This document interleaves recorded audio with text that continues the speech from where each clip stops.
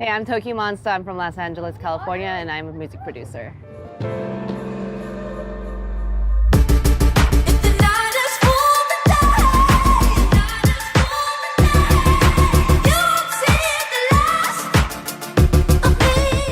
So for me, getting into piano was not voluntary. You know, it is a very common hobby that is sort of forced upon you by, you know, like lots of parents, not just Asian parents, but definitely Asian parents.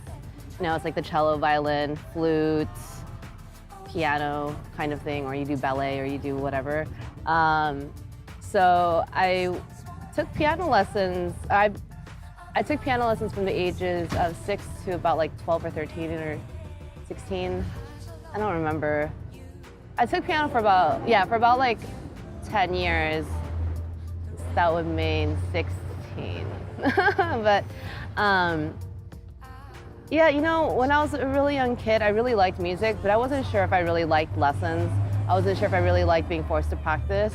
And it was almost like I had this love for something, but the way that it was presented to me and the way the experience was made me resent it to some, like, you know, start to resent it. Like, I don't want to do piano lessons, I don't want to practice, I don't want to do all these things. And, you know, my mom was always complaining. If I decided to just like play on the piano, she did not like that. She just wanted me to play structured songs. The room for creativity wasn't there. And in a lot of ways, that's the thing with classical music. If you're playing classical pieces, you're playing someone else's music. You're almost like a cover artist, and you're just trying to do your best interpretation of someone else's songs, right? And it leaves room for like a certain amount of individuality, but not in terms of like you could actually do like a cover or like a remix or like a different modern day interpretation, but you can't change Vivaldi or Chopin or like that. Those songs are already made. So as I got older then, you know, I discovered other types of music. My first introduction was obviously classical, and then I discovered hip hop, electronic music, and all this stuff, and that led to me deciding to finally like create by producing. And the piano background ended up being very integral to that, and even though I didn't like the lessons and I didn't like practicing, if I didn't have that background, I might not be making music today, so. Cream by Wu-Tang Clan. I know that sounds strange, but I was like, when I listened to that, I was like, whoa, music could be so cool. And you know, like, the song's really old. I mean, it's much older, like, you know, I listened to it when the song was already like, kind of like becoming a classic, but when I discovered it, I was just like, this is neat, this is different. This is something that makes me want to consider creating more music, you know? And that's also when I started delving into like more underground music and like MP3 file sharing and like forums and finding out how deep I could go with the music that I didn't hear on the radio. But yeah, that was my aha moment. So I started making music in college, but I didn't know anyone else who made music. You know, I just had a friend who's like, you should download Fruity Loops. And I was like, I think I should. And then that's basically how it started. I didn't know anyone in a scene. I didn't know any cool people or rappers or people in bands. I was just, you know, this kid in a dorm at UC Irvine, just like making beats. And it wasn't until I met like other people who are also in the dorm, because you know, like everyone's making music when you're in college, you know. Where I started going out to LA and meeting the people out here, meeting producers out here like Mike Gao was very integral in that way. And, you know, meeting people like Dumbfounded or all these people from The Blowed and from Project Blowed, which was like kind of the precursor to what is now Lowe's Theory, which is obviously in a different area. But then once I started going to Low End Theory, that's when I became more involved, because then I was going every week. I was making friends with the other producers there, and we started a collective, or they started a collective that I became a part of called Brain Feeder. So that's kind of how that all worked out. Very casual though. It's more just like, hey, what do you do? Let's go to Low End Theory. And then you just make friends with the people there, because no one used to go. There's only like 20 people that would go every week or whatever. So it is difficult to talk about, which is also why I had kept it to myself for such a long time. And I thought really long and hard before I decided to come out and share my story, because I could have just continued to exist without telling that story. No one would have known, because I mean, it didn't impact my work output or my flow releases or anything like that. But by sharing the story, it also comes with a lot of responsibility, and I'm aware that that's something I'm taking on, but it's worth it to be able to help share the story, and hopefully, there are people out there that gain perspective on their own pain and suffering, and the idea that suffering is it's very internal, So with the MOYAMOYA, basically I was diagnosed at the end of 2015 in December, and I had to get surgery for it the first week of January in 2016. And basically what MOYAMOYA is a neurovascular disease where the blood that feeds the main arteries that feed your entire brain just start to shrink and constrict and occlude until they're just shut. And then, at that point, if you have no blood supplying your brain, you get a stroke or an aneurysm or a number of things that are, not really cool, don't really lend itself to a very long life. And the surgeries were successful, but it did result in some very unfun side effects, I suppose. So the surgery was successful, but I was left unable to speak and communicate in general because I also couldn't understand speech anymore. I couldn't walk, and I would find out later that I also couldn't make music. So it was just really difficult to deal with that. Also, I was cognitively aware the entire time, so I was aware that I can't speak, and it was strange because I should know how to speak. Just a part of my brain was bruised, and I was left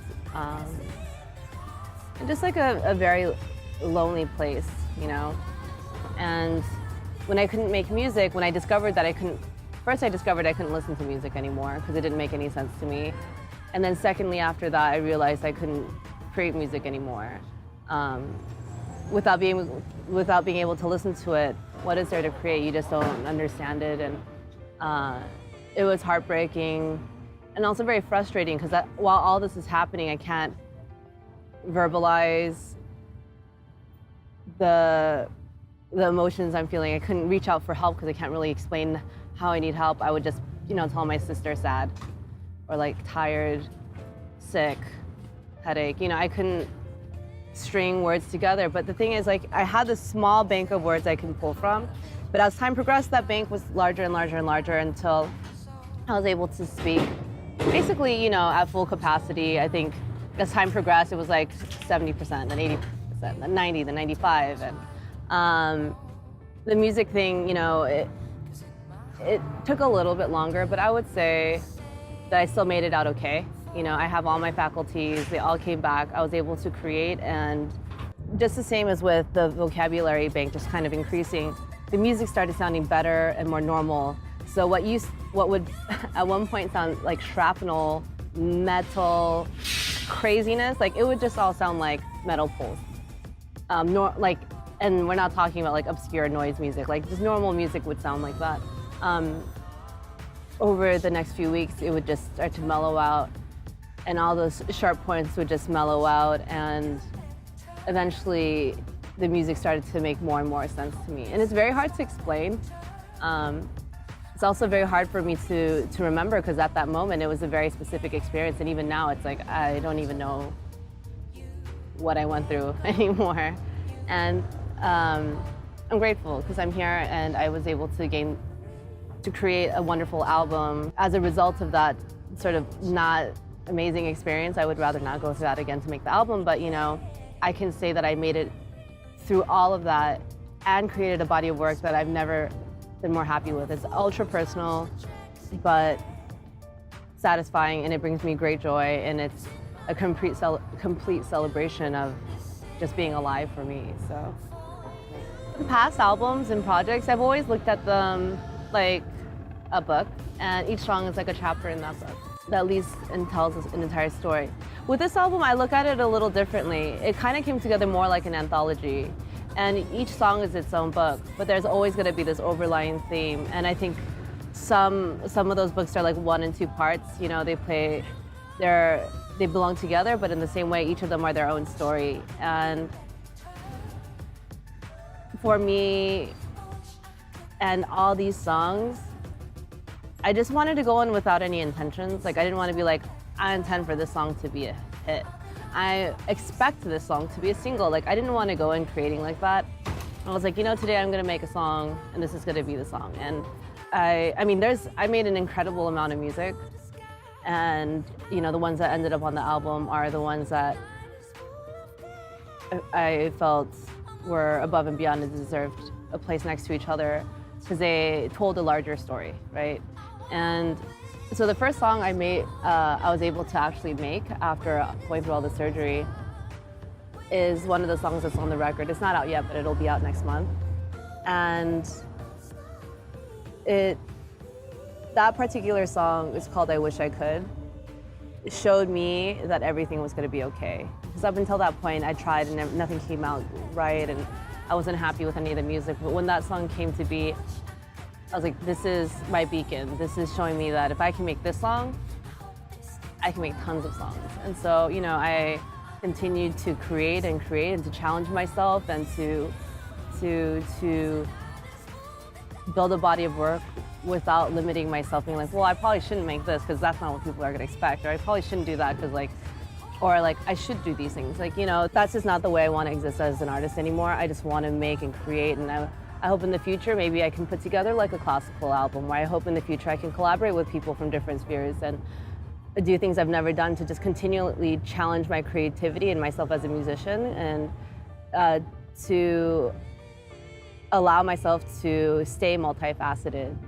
And I know a lot of people expect one thing from one person, but I like that I've always been this like weird artist that has always sort of gone in different directions and done whatever I've wanted, you know, and not as many people understood that in the beginning, but you know, people understand now, and I think that it's because everyone kind of on a similar wavelength to each other, and myself included, just this idea where, why do we have to be restrictive? And it kind of loops back to the whole conversation we had earlier too, just why don't we just listen to everything, you know? Because even if you listen to new music, within that realm of music, there's music that you may or may not like. And you'll just have like so much to pick from and listen to if you're not prohibitive. So I wasn't prohibitive in the way I created, and I hope that everyone can listen to it and listen with open ears and hopefully, you know, enjoy the album. I would say that like the story contextualizes where I came from when I made it, but I don't want the story to make people feel as though they're obligated to like it. The story, my experience is my experience. If the album sucks to you, that's totally okay with me, you know?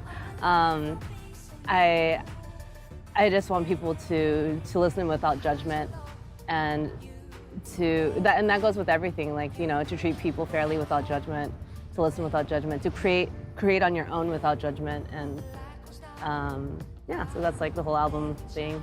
The most important aspect of being a musician, like I guess a successful musician, is really just being unique and not fitting into trends, because it's kind of like, it's good to be weird. You know, if you're not weird, you're just the same as everyone else. And so to be a little bit unique is gonna set you apart.